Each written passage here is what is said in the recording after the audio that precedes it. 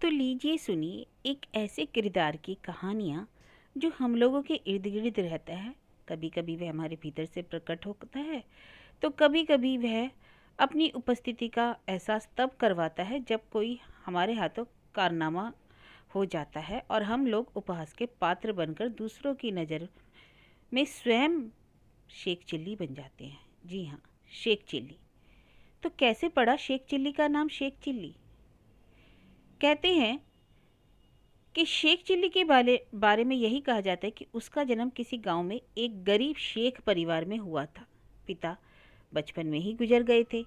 माँ ने पाल पोस कर बड़ा किया। माँ सोचती थी कि एक दिन बेटा बड़ा होकर कमाएगा तो गरीबी दूर होगी। उसने बेटे को पढ़ने के लिए मदरसे में दाखिला भी दिला दिया। सब बच्चे उसे शेख शेख कहा करते थे। मौलवी साहब ने पढ़ाया, लड़का है तो खाता है और लड़की है तो खाती है।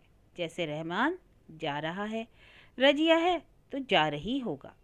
एक दिन एक लड़की कुएं में गिर पड़ी। वह मदद के लिए चिल्ला रही थी। शेख साहब दौड़कर साथियों के पास आया और बोला, अरे अरे वह मदद के लिए चिल्ली रही है।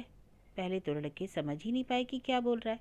फिर बार बार शेख चिल्ली उन्हें कुएं पर ले जाकर कहने लगा। उन्होंने लड़की को बाहर निकाला। वह रो रही थी और शेख बार बार समझा रहा था, देखो कैसे चिल्ली रही है, ठीक हो जाएगी।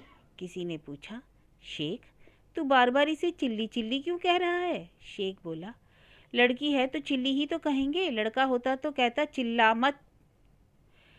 लड़कों ने शेख की मूर्खता समझ ली और उसे चिल्ली चिल्ली कहकर चिढ़ाने लगे। तो फिर क्या था, उसका नाम पड़ गया शेख चिल्ली। तो अब आई समझ में कि कैसे शेख चिल्ली का नाम शेख चिल्ली पड़ा।